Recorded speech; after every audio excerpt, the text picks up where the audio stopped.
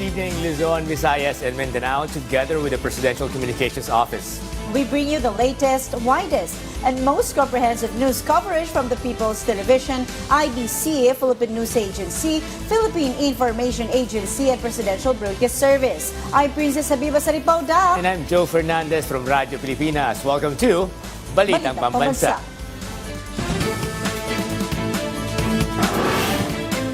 Tonight's headlines. The National Price Coordinating Council urges the Agriculture Department to declare a food security emergency for rice to address the staple grains affordability. The Metro Manila Council approves the establishment of KUP Stores in various markets across the National Capital Region. The government eyes partial operations of the Metro Manila Subway project in 2029.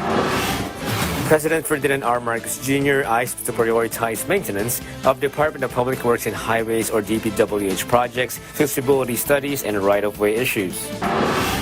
Incoming U.S. President Donald Trump's nominee for Secretary of State, Senator Marco Rubio, says China's actions are destabilizing and are forcing the U.S. to take counteractions due to their commitments to the Philippines and Taiwan. The Finance Department resolves issues on the computation of national tax allotment shares for local government units. Like what used to be implemented to keep the prices of fuel at a manageable level decades ago, government has an option to do the same for rice. This measure has been suggested to the Department of Agriculture after it was observed the prevailing prices for the staple grain remain unreasonable. What that option is, PTV's Clazel Padilla reveals in this report. The high price of rice is taking a toll on Justin's budget. He has switched from buying rice at 60 pesos per kilo to 50 pesos to save money. Pinipili ko po minsan kung ano yung mas mura, depende po sa budget, para po mas mapagkasya yung budget po sa bahay. Meanwhile, Marilyn has her own strategy to cut costs. Nagpapaano ko ng mababa at saka medyo maganda para i-mix lang naman siya. According to the Department of Agriculture's price monitoring, rice prices in markets range from 37 to 65 pesos per kilo. The National Price Coordinating Council has recommended declaring a food security emergency. The NPCC says the current high prices are extraordinary amid falling global rates and reduced import tariffs. If approved, the National Food Authority will be allowed to sell affordable rice to local governments. NFA rice will be sold to LGUs at 36 pesos per kilo, which they can resell at 38 pesos. This move aims to influence market prices and bring them down. 3 to 5 pesos is really possible, in my opinion. Lalo na yung world prices din bumaba na rin ngayon. Yung 300,000 na tons na nasa NFA warehouse ngayon, pag in-unload sa public yan, sa consumer yan, it should help also lower the price of rice in general, ano? Dahil it's additional supply to the market. Under the rice tarification law, the DA Secretary can declare a food security emergency. But Yula Rel Jr. will consult with the President before making a final decision. May solid data tayo na that shows na justified talaga to.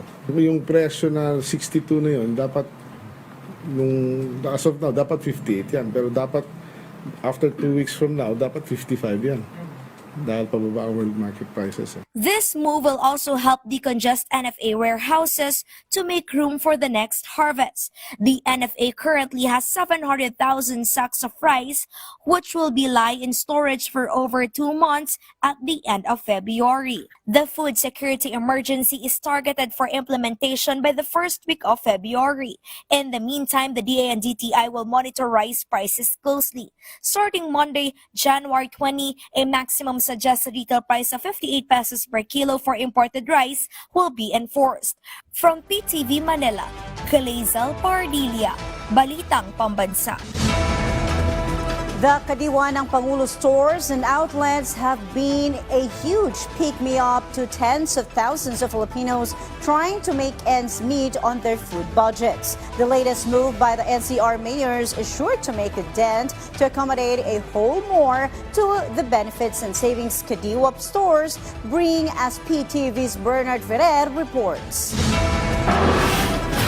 The Metro Manila Council has approved the request of the Department of Agriculture to establish Kadiwa kiosks, outlets, and Kadiwa ng Pangulo on wheels in 150 markets across Metro Manila. The aim of this initiative is to reach more Filipinos and provide them with affordable products such as fresh vegetables, rice at 29 pesos per kilo for PWDs and seniors, and the Rice for All program at 38 pesos per kilo. Malaking bagay po talaga na ang ating mga mamamayan ay magkaroon ng access sa murang bigas dahil yun talaga ang hinahanap po ng tao ngayon.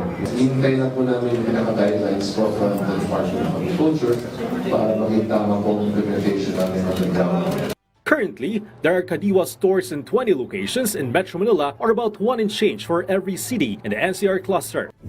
Department of Agriculture Secretary Francisco Tiu Laurel Jr. and Department of Trade and Industry Secretary Maria Cristina Roque visited the Pasig Mega Market today to check the prices of various food items. It was also noted that starting January 20, the maximum suggested retail price for imported rice will be set at 58 pesos per kilo. From People's Television Network, Bernard Fidel, Balitang Pambansa. To say the least, those handling probably the biggest government infrastructure project in recent memory are taking a huge step in completing this mega project within the set target. Thus, the tunnel boring machine for the Metro Manila subway project was launched today, signaling the start of tunneling works for what many perceive as a big help towards easing traffic flows in the metropolis. PTV's Patrick De Jesus has more. The tunnel boring machine has been launched at the Camp Aguinaldo station of the Metro Manila subway project. With this, tunneling works for contract package 103 of the so-called project of the century will now begin. Contract package 103, awarded to Sumitomo Mitsui Construction Company, is part of the 7 civil works contract packages of the subway project. CP103 covers the Camp Aguinaldo and Anonas stations.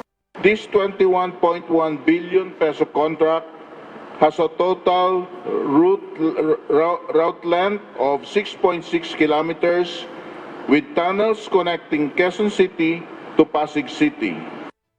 We are again deeply grateful to the government of Japan, including the JICA, for their unwavering support to this subway project.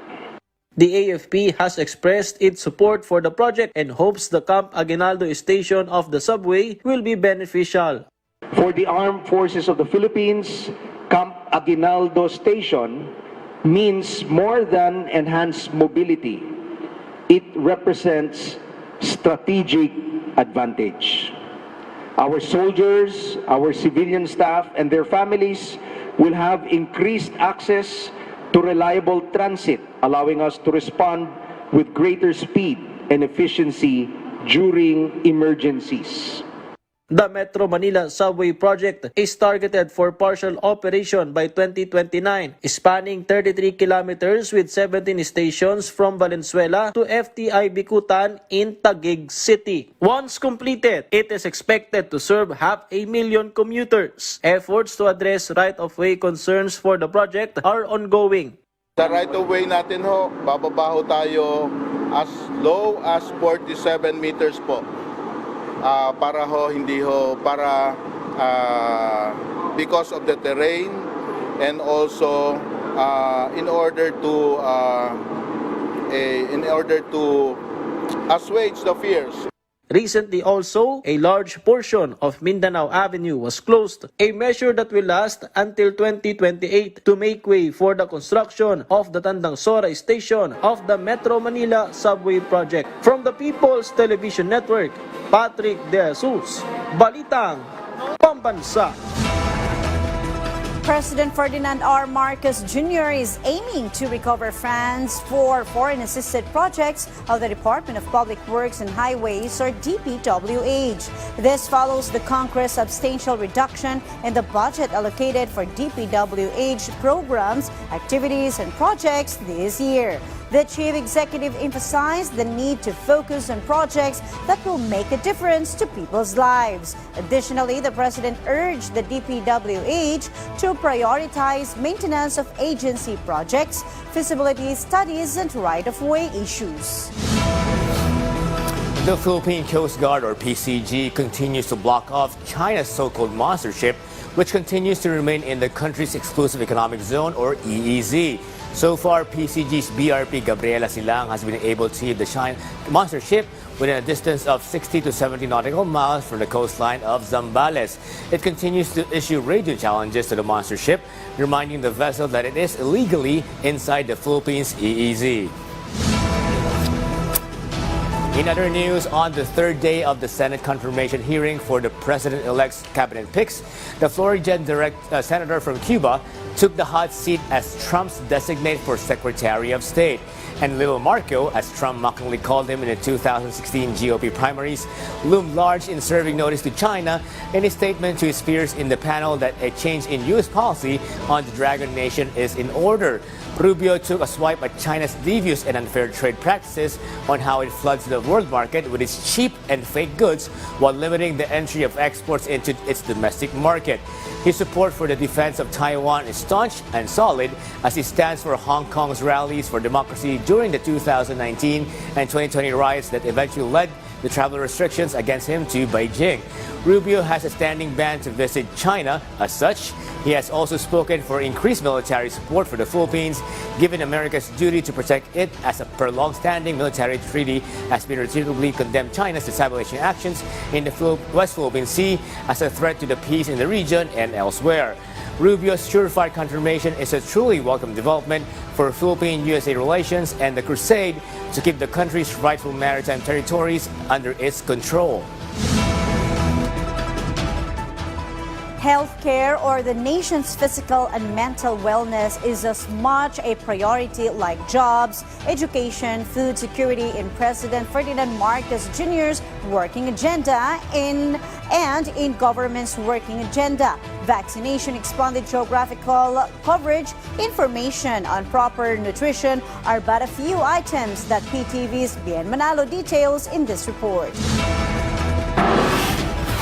A few years after the COVID-19 pandemic hit the country, strengthening the health sector has been a priority of the administration of President Ferdinand R. Marcos Jr. Hence, the Department of Health's conception of 8 priority programs, including the strengthening of vaccination, mental health, and HIV/AIDS control. The Bukas Center will also be expanded, which has 43 functional centers in different parts of the country, as well as the Bagong Pilipinas Mobile Clinic and Purok Kalusugan, which aim to reach out to our countrymen in remote or far-flung areas. The department will continue to focus on the delivery of quality and affordable healthcare to Filipinos in geographically isolated areas throughout the country. Attention will also be focused on the nutrition of Filipinos by intensifying information dissemination. We will be the healthiest people here in the ASEAN region, and for government to be able to provide affordable, quality health care.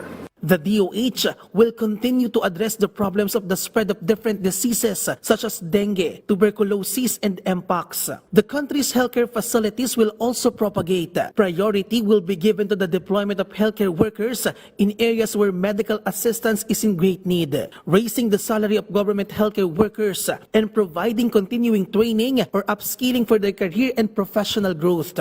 The DOH assures of PhilHealth's continued service to our citizens. Very healthy po ang PhilHealth. In fact, we just approved in the board a 284 billion corporate operating budget. And we have been increasing the benefit packages. Vaccination will also be strengthened in the country, in particular childhood immunization that can protect kids from 16 serious ailments simultaneously. Because of this, the department targets to cover 95% immunized children in the entire country by 2025. From PTV Manila, Bien Manalo, Balitang Pambansa. Meanwhile, the palace respects the statement made by Chief Presidential Legal Counsel Juan Ponce Enrile regarding the National Rally for Peace organized by the Iglesia ni Cristo, or INC, recently. Executive Secretary Lucas Bersamin says the president has always been an advocate of culture of openness within the cabinet. This way, the solutions to problems that cabinet members come up with become more diverse and enhances the views of high-ranking government officials. Also, the Chief Executive Secretary stated the opinion of Secretary Enrile, like other views, will always be valued and taken into consideration by the leader of the land. However, he assured the president's position on the impeachment of Vice President Sara Duterte has remained unchanged. PhilHealth assured the public it remains financially stable despite challenges, including a lack of subsidy in the 2025 budget and the transfer of 30 billion pesos to the National Treasury, the Philippine News Agency reported. PhilHealth President Emmanuel Ledesma Jr. confirmed all benefits will continue without cuts, with 29.9 billion pesos in reserve funds. Recent improvements include a 95% increase in all case rate coverage, expanded benefits for conditions like breast cancer and cardiovascular diseases, and new coverage for rare conditions and dental care for children. Ledesma emphasized no premium hikes are expected this year or in the future, and that PhilHealth remains committed to universal health coverage. Meanwhile, President Ferdinand R. Marcos Jr. assured Filipinos the services of PhilHealth will not be reduced. Instead, the government will expand the PhilHealth services and increase payments for insurance claims in 2025. President Marcos Jr. guaranteed that vulnerable sectors, including seniors, the poor, and the middle class, would not lose any benefits. He reassures the public that PhilHealth services will improve moving forward. At ito ang guarantee ko. Napakasimple lang ang guarantee ko. Kahit may subsidy, kahit walang subsidy, kahit anong contribution, all of these issues, hindi mababawasan ang serbisyo ng PhilHealth. Hindi mababawasan ang bayad ng PhilHealth sa insurance claim. In fact, baliktad. Padadamihin pa namin ang serbisyong ibibigay ng PhilHealth, palalakihin pa namin ang pagbayad sa insurance claims. So, I would like to just assure everybody, huwag niyong inaalala na mababawasan ang serbisyo kahit na kanino, para sa senior, para sa mga hirap, para sa middle class. Walang mababawasan kahit isang kusing. Quite the opposite. Dadagdagan natin yan in 2025, mas dadami pa ang magiging serbisyo na ibinibigay ng PhilHealth, mas lalaki pa ang magiging payment na ibibigay sa insurance claim. Kaya wag po kayong mag-aalala, walang mawawala sa serbisyo ng PhilHealth. Mas pinapaganda pa nga namin ang pagpatakbo ng PhilHealth para mas marami pang maibibigay sa taong bayan. Ito'y isang kwento ng pagpupursigi ng isang benepisyaryo na ngayoy bumunga ang kanyang pangarap. Ako si Jomari Pialhas, apo ni Abilino Pasaylo. Taga Purok Uno, San Isidro, Pitugo, Zamboanga del Sur. Ayon kay Jomari, 20 taon rin ang paghihintay ng kanilang pamilya para mapasa kanila ang lupang kanilang sinasakahan. Dabi yung pagpangga ni Lolo sa iyahang luna. Kay siyagyoy nagtanong og mga daghang lubi.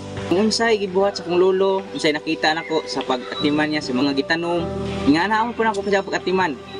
1 ektarya ng lupa ang kanilang natanggap noong ika-24 ng Mayo sa isang okasyon na pinangunahan mismo ni Pangulong Ferdinand Marcos Jr. at ng Department of Agrarian Reform sa rehiyon ng Zamboanga. Mahigit 4,000 benepisyaryo ang nakatanggap ng kanilang mga titulo noong araw na ito. Ito ay sumasaklaw sa mahigit 7,000 ektarya. Para kay Jomari, kahit hindi man naabutan ng kanyang lolo na matanggap ng personal ang kanyang inaasam na titulo, masaya pa rin siya dahil naipamana pa rin ito sa kanyang pamilya. Pinapangako rin ni Jomari na sa pamamagitan ng lupang natanggap, mas palalaguin niya pa ang bunga ng mga itinanim ng kanyang lolo, mapagulay, prutas, pati na rin ang mga pangarap. Salamat sa DAR, sa dugay-dugay na mong sinulat, abot tagid ang amuang titulo. O ilabi na ni President Bongbong Marcos. Maraming salamat po.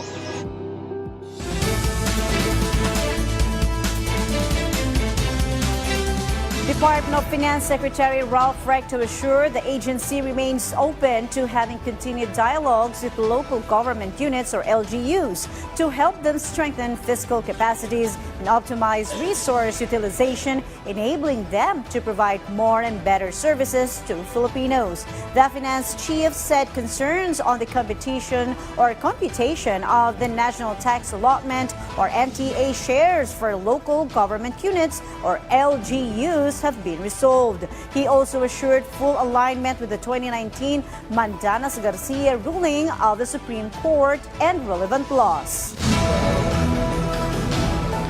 An economist from the Bank of the Philippine Islands, or BPI, said the country's economic growth is expected to accelerate this year. According to Philippine News Agency's report, BPI lead economist June Neri projects the country's economy to grow by 6.3% in 2025, driven primarily by household consumption. Neri added the country's low unemployment rate is anticipated to support consumption.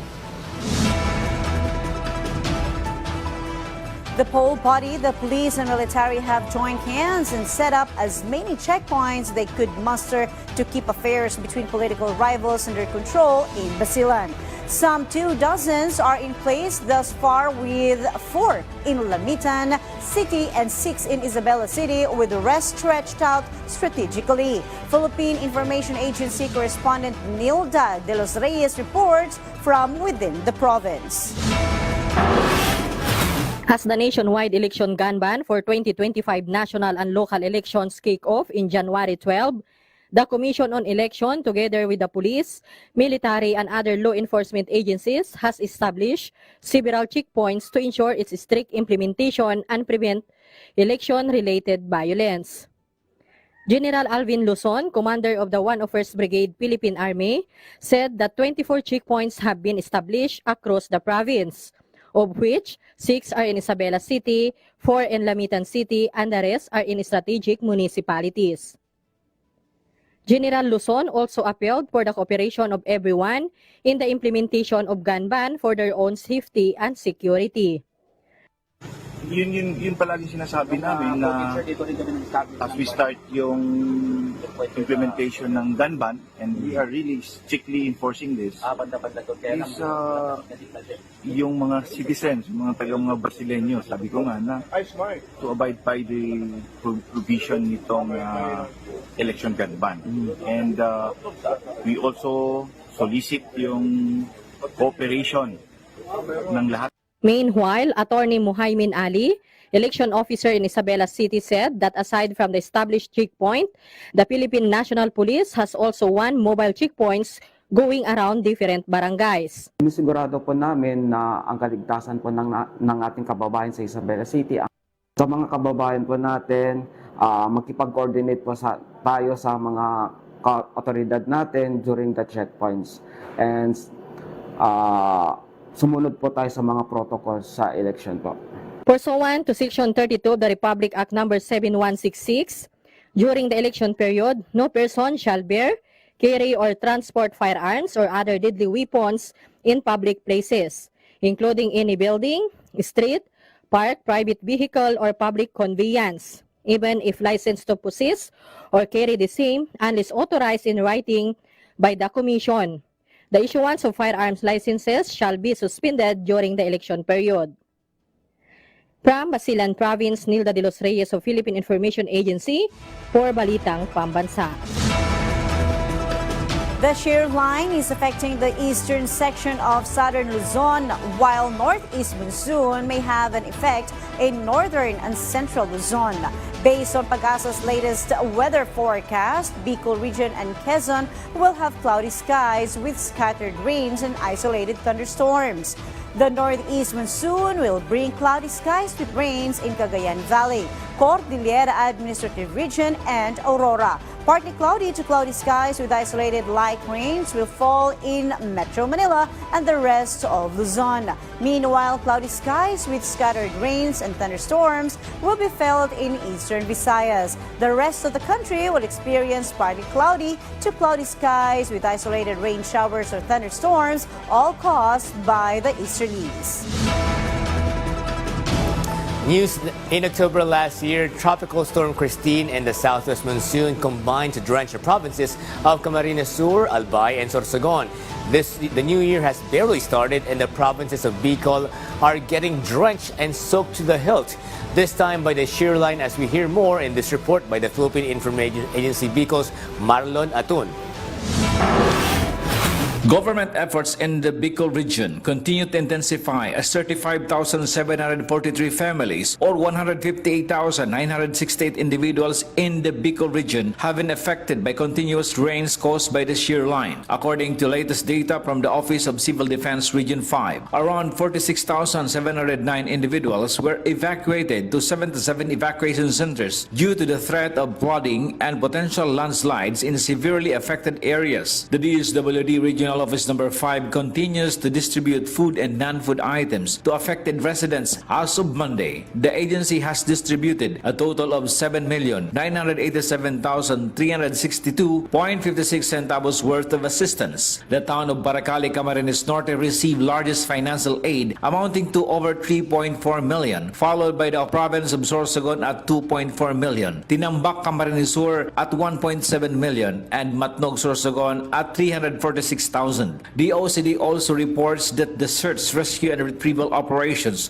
are still ongoing for an individual reported missing in Viga, Catanduanes amidst continued rains in the area. There was also one individual recorded drowning fatality in Erosin, Sorsogon due to the heavy rains. Despite this, the OCD continues to remind Bicolanos to promptly follow the authorities' instructions to ensure their safety. Presently, face-to-face classes have resumed in the region, although governors are still appealing for preventive measures to be implemented in their respective areas. From PIA Bicol, Marlon Atun, Balitang Pambansa.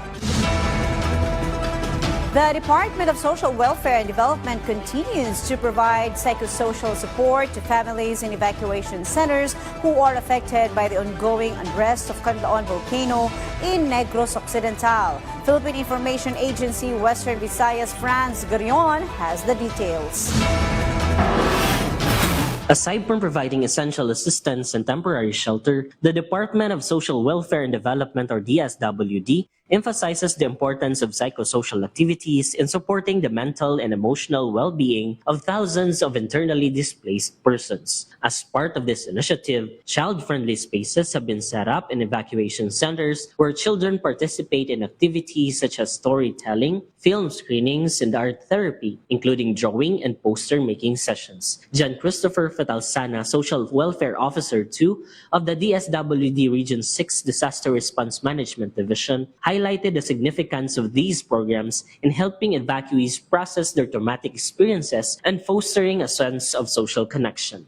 Siguro isa man sa mga namin nga mga outputs sina is at least na redirect no ang ilang pananawan no nga abi nila ang camp is mabudlay ang sitwasyon no pero ginatry gid naton nga at least mapapil sa ila nga within the camp no feel at home lang Japon sila. As classes resume, the DSWD also supports the continuity of children's education by facilitating temporary learning sessions within evacuation centers as an alternative to regular school activities. For parents, various community activities help them adapt to their current situation. These include bread baking workshops conducted by the faculty of La Castellana High School, regular Zumba dance sessions led by the municipal and city social welfare officers, parenting dialogue sessions, and even basketball games for women within the camps. Through the combined efforts of the government and the private sector in conducting psychosocial activities, evacuees are given hope and resilience to rebuild their lives, holding on to the dream of returning to their own homes. From the Philippine Information Agency Western Visayas, Franz Garion, Balitang Pambansa. And that's a wrap that concludes our rundown of the latest, widest, and most comprehensive news and information from all across the nation. From Radyo Pilipinas, I'm Joe Fernandez. This is your trusted news source, always ready to inform and serve the Filipino people. Catch Balitang Pambansa again tomorrow at 7 a.m., 12 noon, and 9:30 p.m. for more updates and developments. From Radyo Pilipinas, I'm Princess Habiba Saripauda, and this is Balitang Pambansa.